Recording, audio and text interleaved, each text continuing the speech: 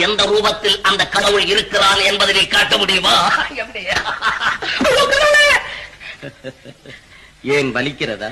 அடிபட்ட வலிக்கிறதா?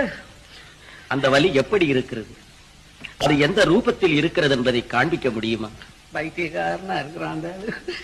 அவஸ்தப்படுற துன்பத்திற்கும் அனுபவிக்கிற இன்பத்திற்கும் உருவம் ஏது? அதுபோல்தான் சகல ஜீவராசிகளுக்கும் இன்ப துன்ப உணர்ச்சிகளை தந்து உருவமில்லாமல் ஒளிந்து விளையாடுகிறான் கடவுள். கடவுளுக்கு கூட விளையாட்டு புத்தி இருக்குதா? அந்த கடவுள் காட்டும் பேரின்பத்தை மறந்து கயல்வெளியார் காட்டும் சிற்றின்பத்தில் உன் சிந்தையை சிதறவிடாது. இன்பத்துல சின்னது வேற பெருசு வேறையா? சந்தேகம் என்ன?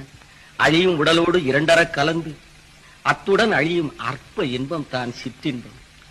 ஆதியந்தம் இல்லாத இறைவனுடன் இரண்டர கலந்து அழிவே இல்லாத நிலையை அடையும் இன்பம் தான் பேரின்பம்.